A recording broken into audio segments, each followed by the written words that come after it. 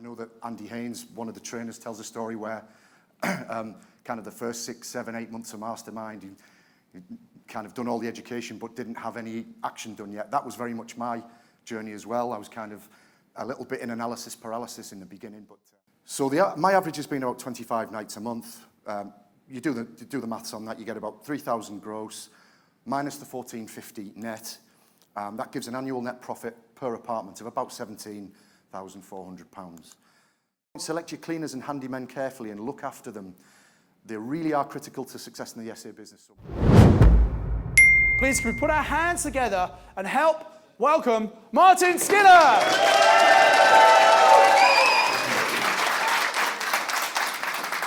Okay, good morning everybody. Thank you for a warm welcome, and it's a pleasure to be back in the room. It's certainly my first time back in the room for a while. So just going to talk a little bit about me, my journey. Started with Mastermind Accelerator back in, I think it was February 2019, and then joined the full Mastermind program in October 2019. So talk through a little bit about that. Most of you in this room probably know already. By the daytime, I'm a head of construction for a vaccines company. And in case you're curious, yes, we do have a COVID vaccine. So I spend most of my time traveling around Europe. I'm quite time poor, so I've kind of had to shift a lot of things around to make it work. And it's been quite a challenge, but I've loved every minute of it and loved being with you guys as well. And the education has just been first class. So thanks to everybody for that. So a little bit about my journey, really. So I've kind of, I know that Andy Haynes, one of the trainers, tells a story where kind of the first 6, 7, 8 months of Mastermind, he kind of done all the education but didn't have any action done yet. That was very much my journey as well. I was kind of a little bit in analysis paralysis in the beginning, but started to move about 6 months ago, and or 6 to 9 months ago, and really never looked back. So a little bit about my journey. I'll talk through some of the deals that I've put together. I'm going to talk about 5 apartments, rent to SAs, which is a big strategy that's worked for me personally, in St Albans. There's also two properties in Reading that I've also put together, and also a purchase lease option in Sunderland, which is another strategy just like to talk about a little bit. So case study 1. So these were 3 apartments in St Albans. Basically got attracted towards these. They're 3 modern 1-bed apartments. They were sourced by a masterminder. That person's not here today, but somebody managed to source them for me.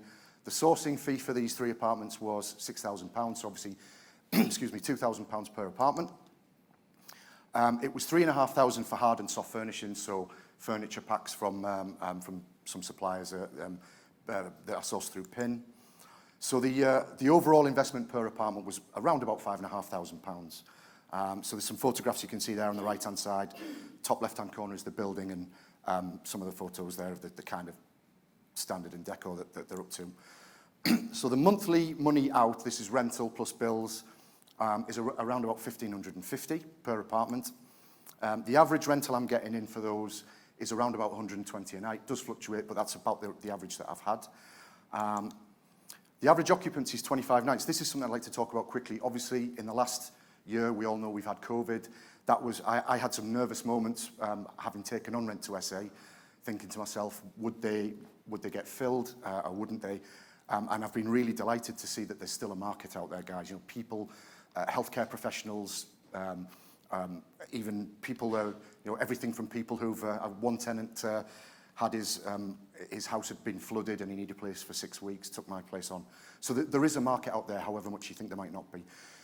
So my average has been about 25 nights a month. You do the maths on that, you get about 3,000 gross, minus the 1,450 net. That gives an annual net profit per apartment of about £17,400. If you do the ROI on that, you know, my 5,500 in, that's the in the red highlight there. You take the 17,400 net profit, that's about a 316% ROI.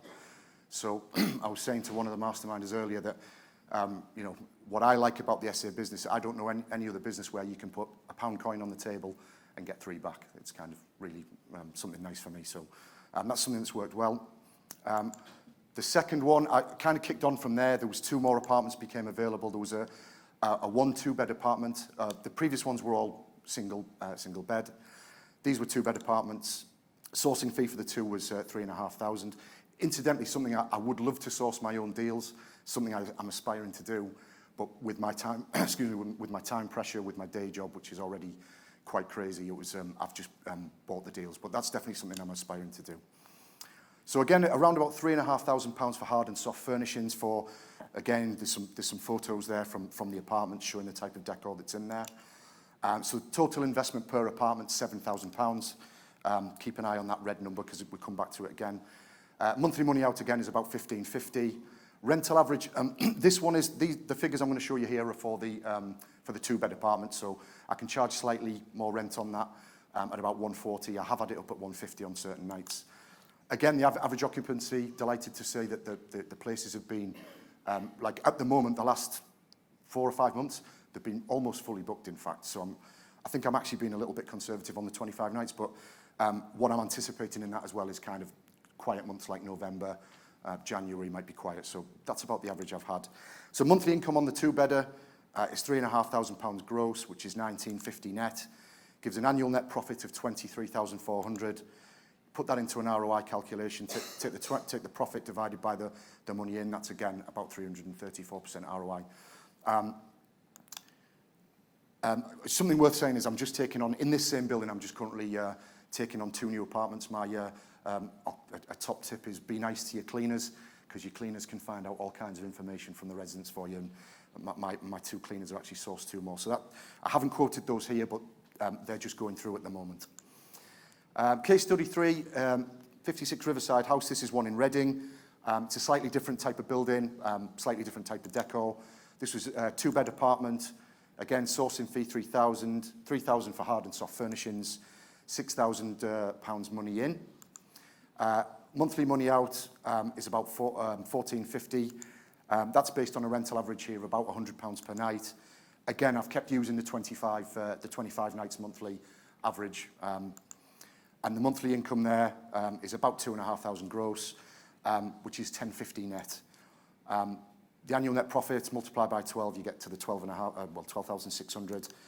The ROI on this one slightly lower, 210%, but still not bad. As a rule of thumb, I like the ROI to be above 200% if I can get it. It's not always possible, as you can see from the next example. Next case study was 25 Hart Street. This is also Reading.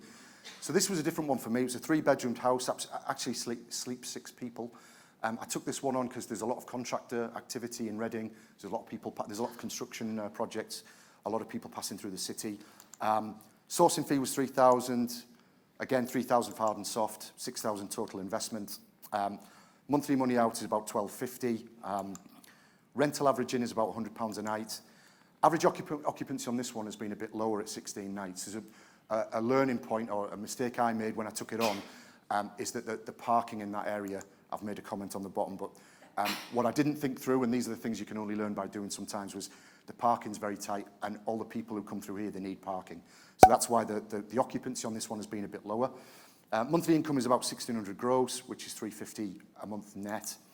You put that into the net profit calculation. It's a bit lower, this one, about £4,200, and the ROI is about 70%. So a little bit lower on this one. I am thinking about selling this deal on, if you know, to anybody who might want it, because I'm looking to keep my capital tied up in higher yielding assets. But that's a bit about that one. So there I've put a learning point at the bottom. With HMOs, when you've got a lot of contractors coming through, make sure you think about adequate parking. That was something that I overlooked on that one. Then the final case study is Riversdale Terrace in Sunderland. This is a purchase lease option. So this was a guy, a deal sourcer I met at PIN.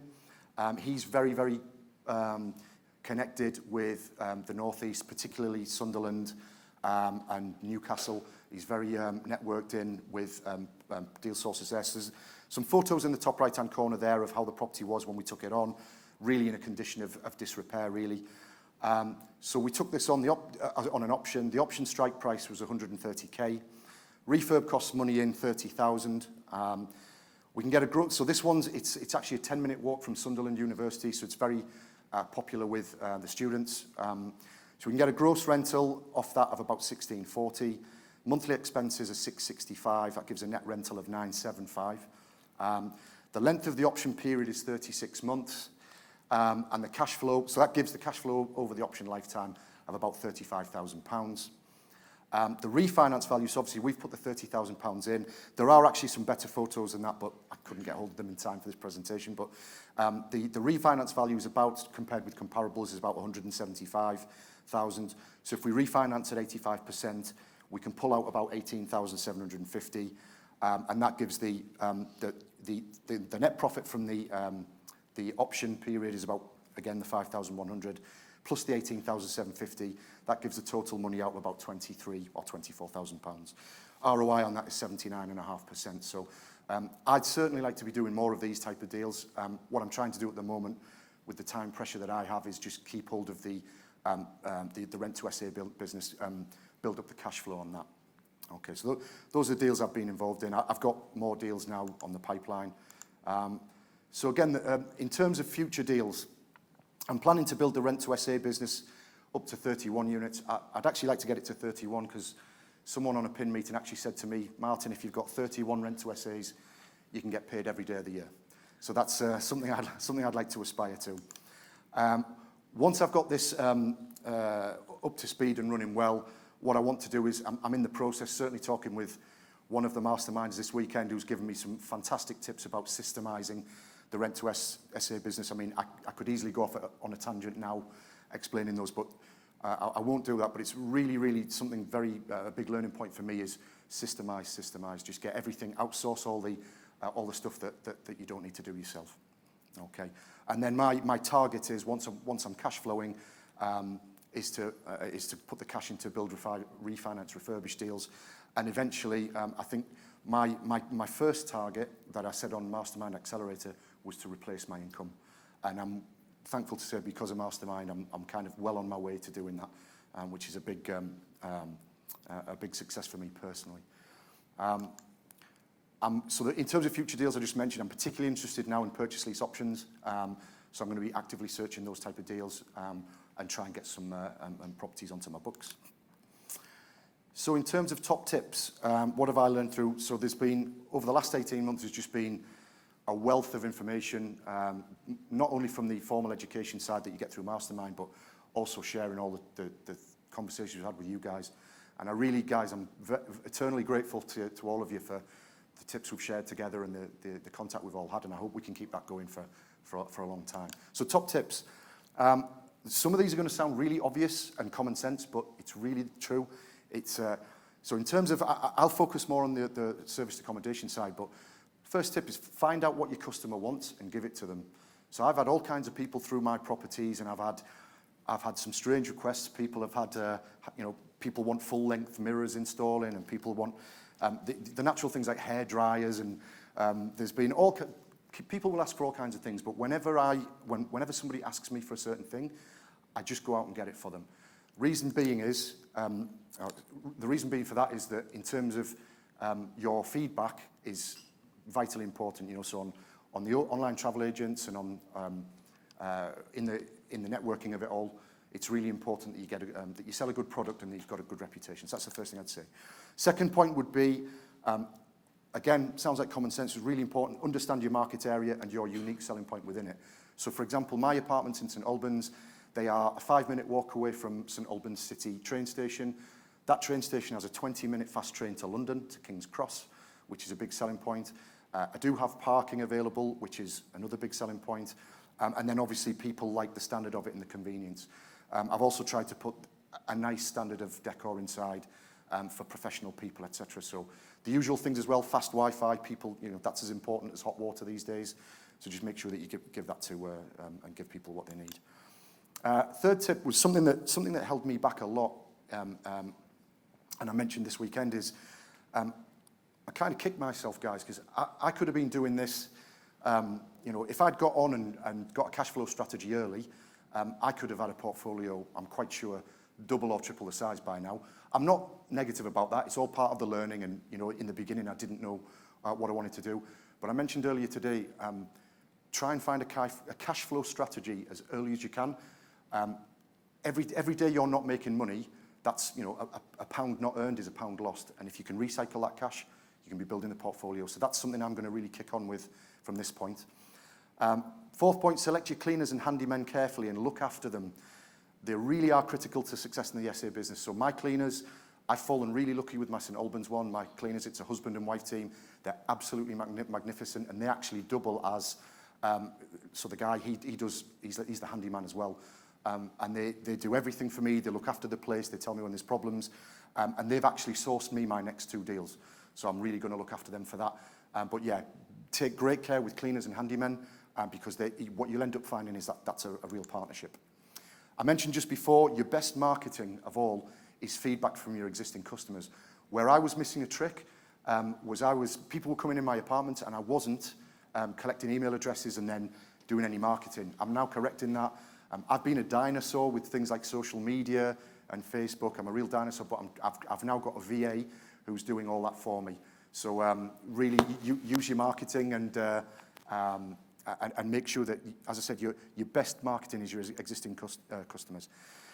And my final point is more on psychology and mindset.